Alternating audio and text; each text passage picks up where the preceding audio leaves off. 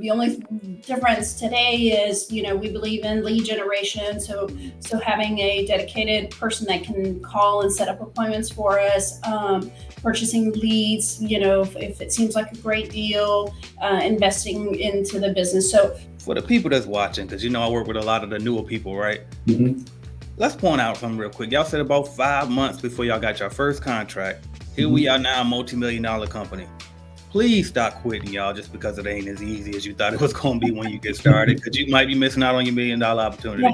My bad. All right. Were you about to add something, Evelyn? I'm sorry. No, I was just, to your point, keep at it. Keep, be consistent about if you are a person that loves to get on the phone and talk to people, you are going to hear a lot of no's. You're going to hear no's all day long. Yep. But it's that one yes that you get that's going to get you through the next 10 or next 15 no's. So stick with it. Keep on doing what you're doing. And part of it is a new business is you don't know what you're doing, which is fine.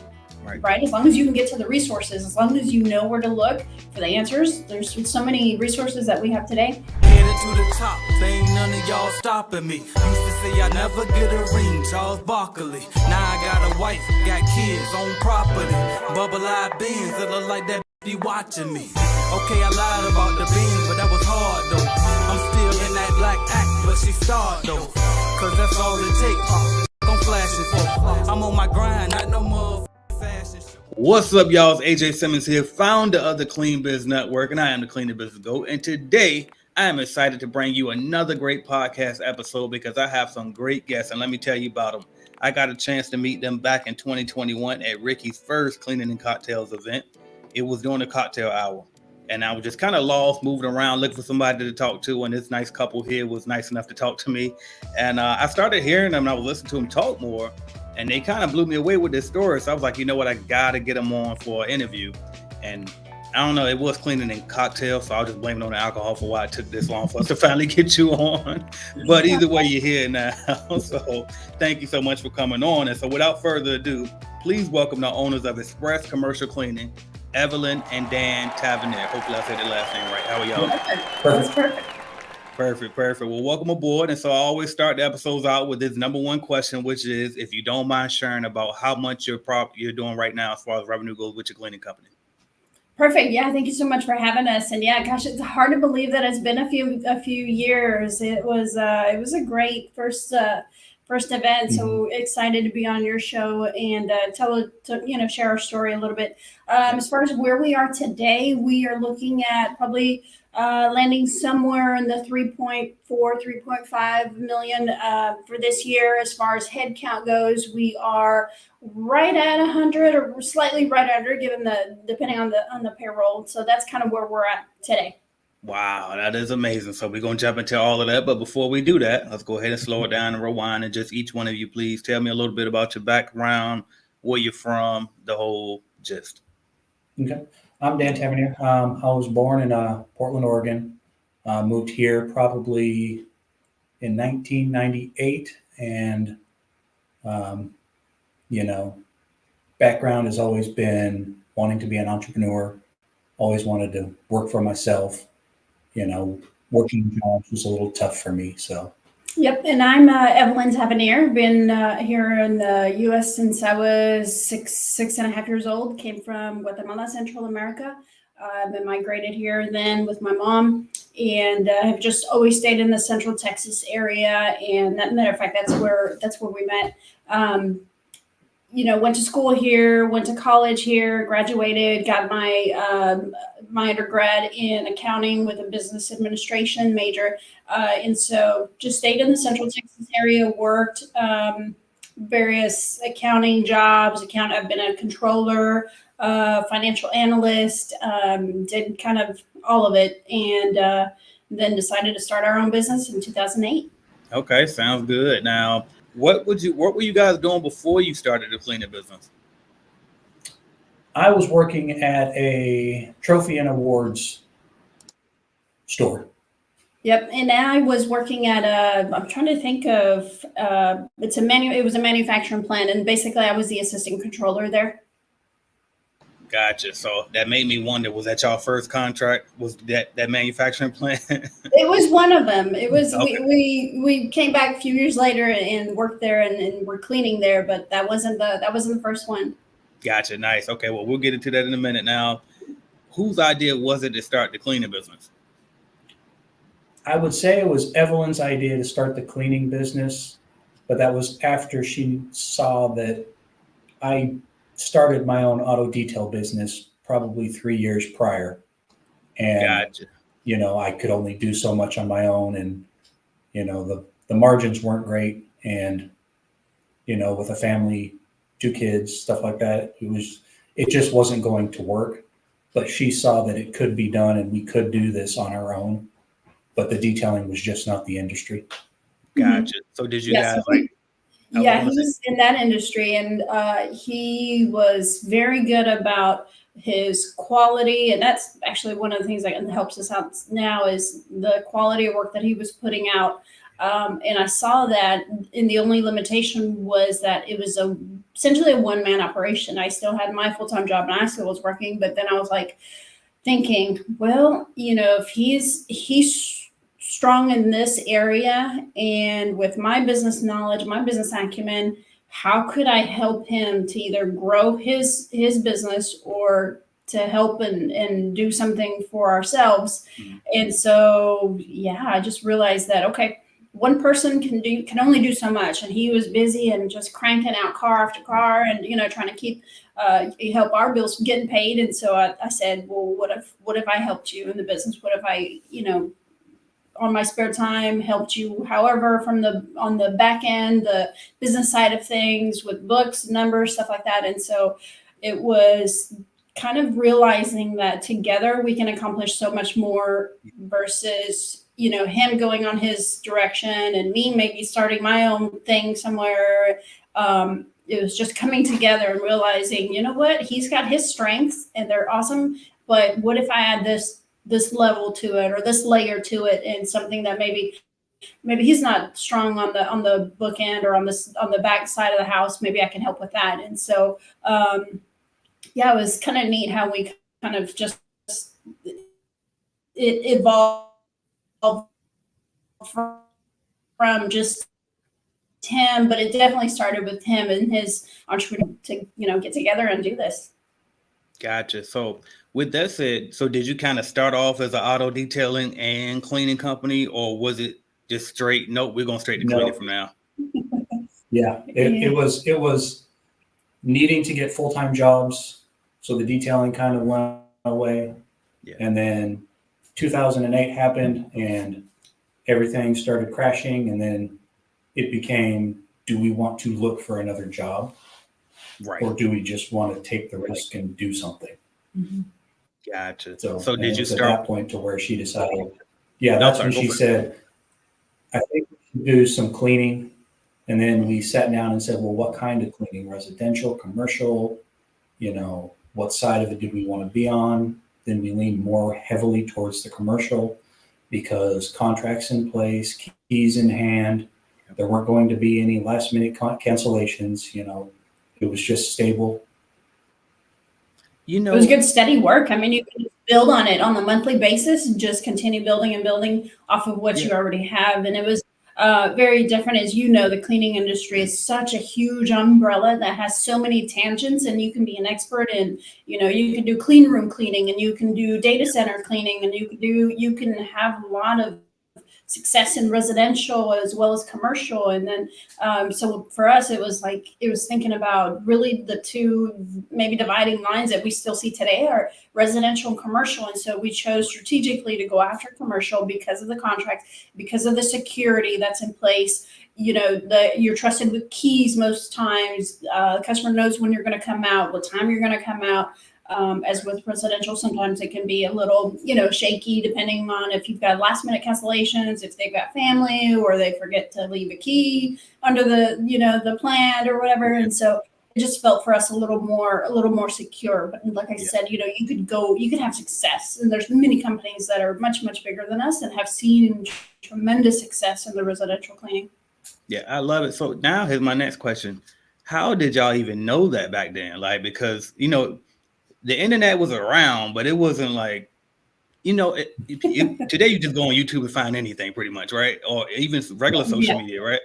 TikTok. But it's like back then, how in the hell did y'all know? Okay, well, it's more secure and commercial.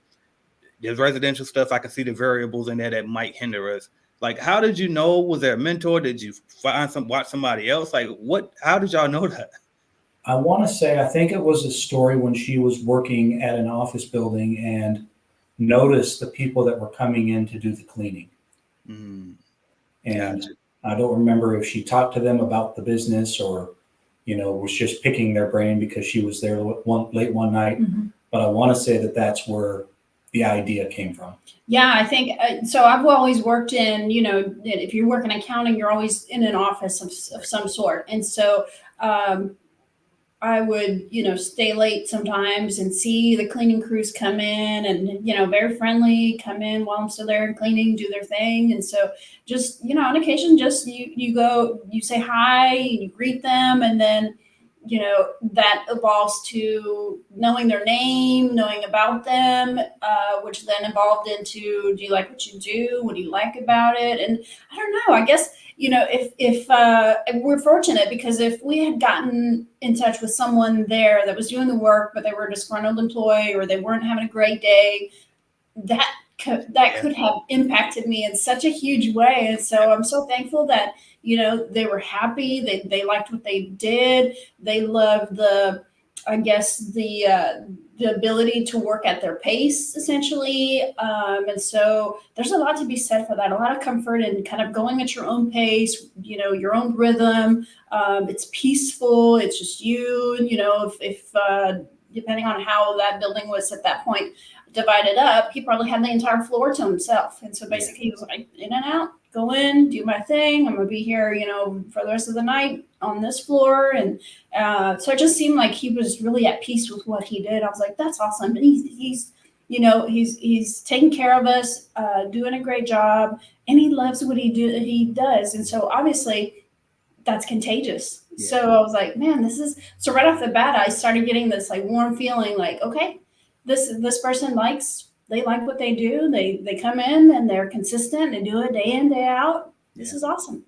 Yeah. Okay. I love it. Now, do y'all remember how y'all got your first contract? And then the follow-up to that, is that method the same way that you use today to get most of your clients? Yeah. First client came in. I know it took us a while. We did the whole get your business cards, get your go down to the county courthouse and file for your certificate for your company, register your company and IRS and get your EID and all that stuff. Right. But it took us a couple of months to kind of get it going. I don't know if that's, with new websites and the word of mouth that we were doing and, chamber events here and there.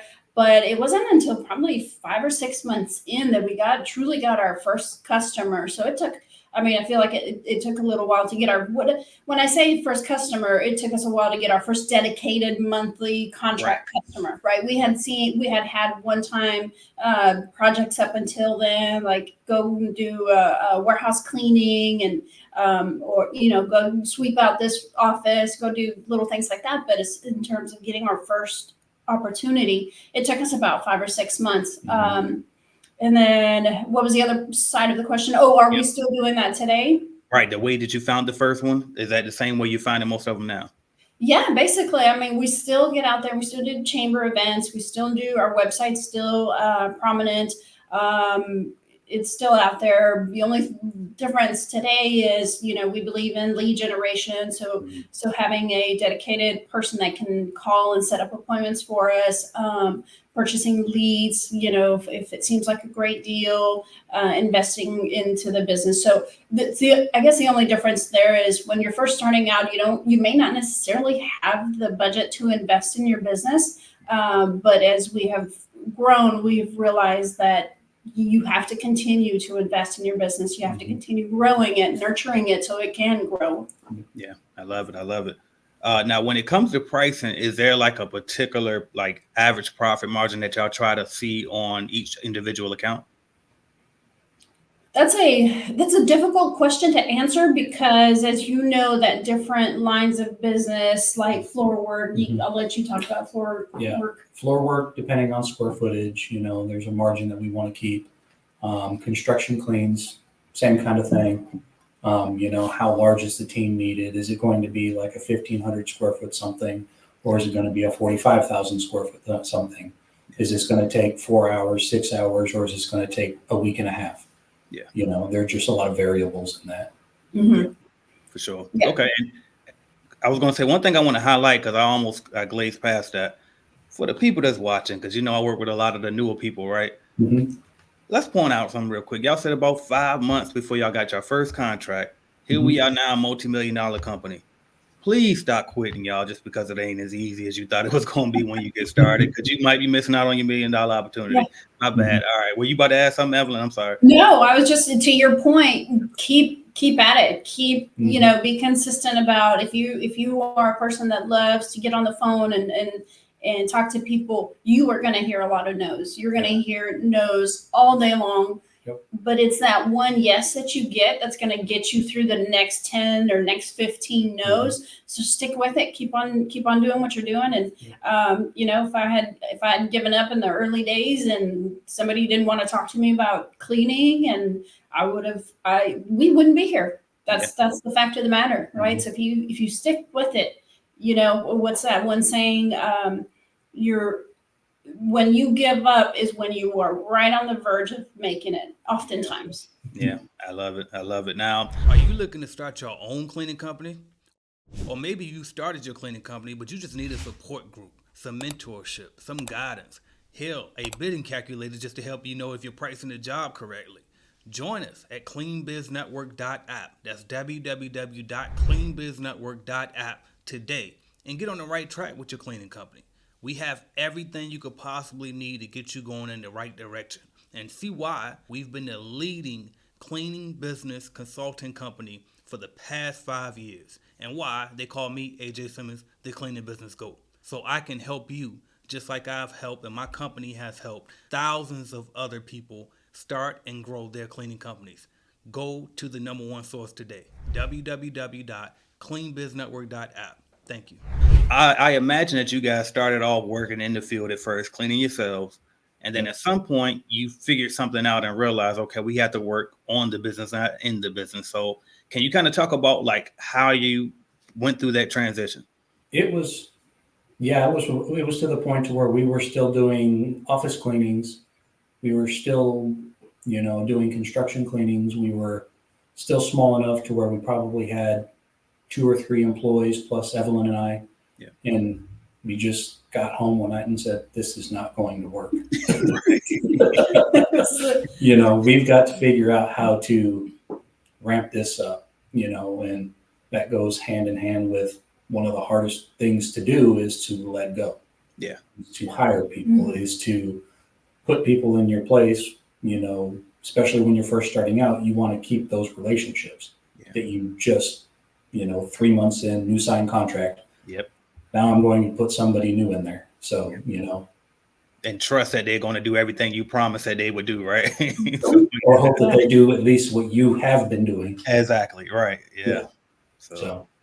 Okay. Now, but how did you come to that point? So you said basically it was like, this ain't gonna work. So did you put like a plan together? Like, you know what? As we grow, we'll put people in these contracts until we work ourselves out of them. Like, was it like, what was the thought process behind it? Yeah, I think it was exactly that, AJ, that we could only do so much. Yeah. And we were cleaning. I remember that very first contract that I talked about that we got. Dan and I started that contract. The first day that we cleaned, we both were there 7 hours cleaning. I mean, that's a long day if you think about getting, a new contract. And part of it is a new business is you don't know what you're doing, which is fine. Right. As long as you can get to the resources, as long as you know where to look for the answers. There's so many resources that we have today. So anyway, it started off. Every contract that came in, okay, we'll do it.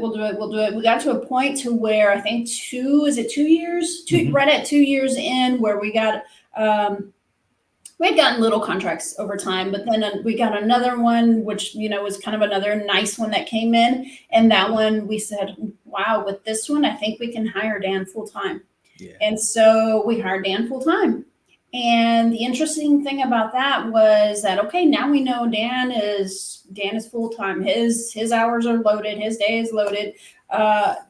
The crazy thing is, once you make that decision that you are going to quit your jobs full time to make your side gig your world, yeah, it was much easier for us to kind of see the vision, see the goal. And it didn't take but 3 more months after we hired Dan to get another couple of contracts that came in, and then I was able to leave my job.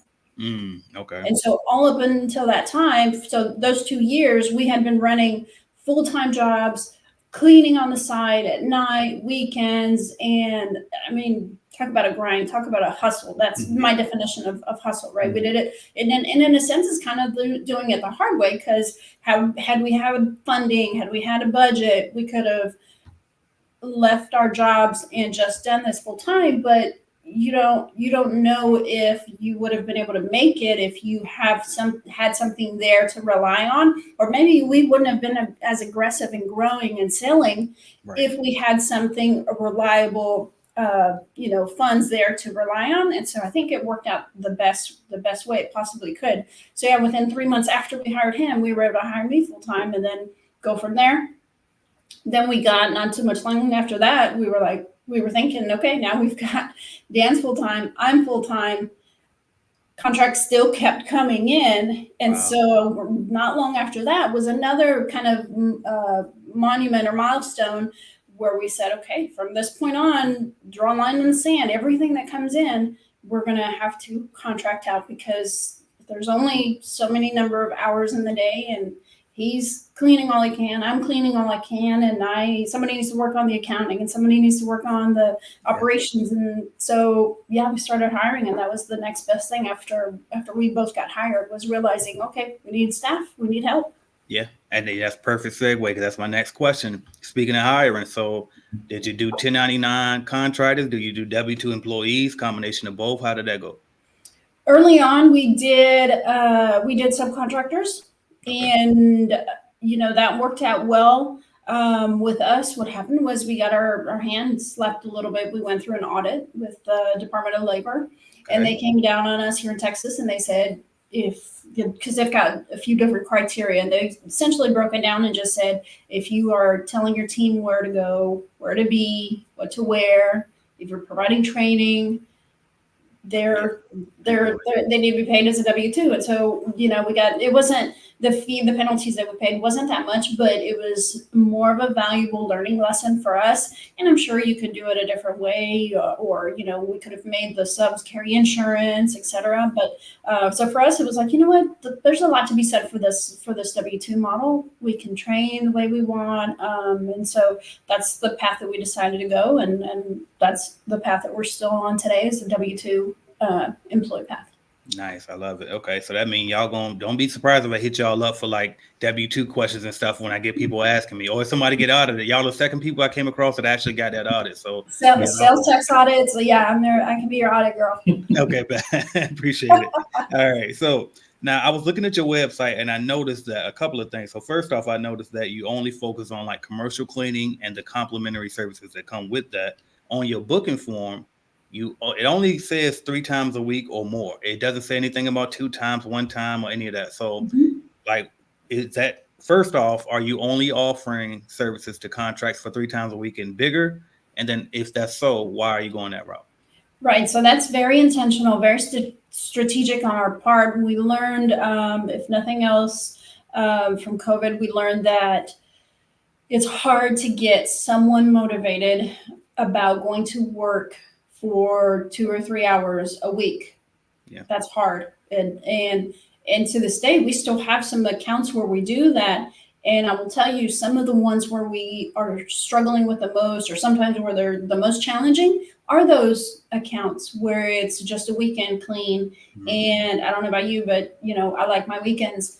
It's same thing with your team, right? Why wouldn't you expect that they like their weekends too? And so we still have those, and it can be, sometimes they're not struggles, which is great, but every now and again you do struggle, and obviously it puts a little bit more of a stress on the team, the weekend team, that has to kind of facilitate through all that. And then at the last minute, somebody had a flat tire or their kid got sick, and so we've got to figure out a way to make those. So strategically, it was for us trying to narrow down the types of companies that we want to focus on, the type of customers that we want to go after, that are where we've seen success. And it's been those where we have a minimum of 3 days cleaning. And so if you analyze your preferred customer, and you qualify them based off of criteria that you set yourselves, for us, it's knowing the size company, knowing their industry. There are some commercial, even within commercial, there are some industries that we don't go after. Restaurants would be one of those things, because restaurants typically have their own staff that can do the cleaning. Some, do great, some not so much, but for them, it's more of a budget kind of reason. They want to, save on that. And so, knowing the size customer, industry type, even down to the revenue size. If you know these aspects about your customer, then you can specifically go after those. And we figure that the website is one way to kind of help us. It doesn't mean that we wouldn't take a once a week customer. I mean, if you've got a 500,000 square foot, warehouse that needs cleaning, we'll go look at it. But for the most part, we try to give our teams enough hours during the week to make it worth their while, or if we can piggyback one or two or three accounts to make them, have a good amount of hours during the week. It's a success. And I love it. That's perfect. Okay, now let's go ahead and pivot into this. This is the fun part. How are y'all, because I'm still working through it myself, how are y'all able to make it work being in business with your spouse? Let's let the reins loose on this person, and they could excel and they could wow us, and all these great things happen. And so, sometimes I try to kind of be proactive, almost to my detriment. And that's how you get people to keep coming back, is if you continue giving them some sort of values. I love it. Okay, we're gonna stop right there. We're gonna do the lightning round. So thanks. You are open to learning, you're open to growing, and that book kind of kicked us off on knowing that, okay, we don't know all these answers, but we can go to books and read, and the more we read and we discover things, and I didn't know they did it this way, or I didn't know this was done, or this is what the people that, who are moving towards being a $5 million company or $10 million company, this is what those guys are doing. And so just great framework.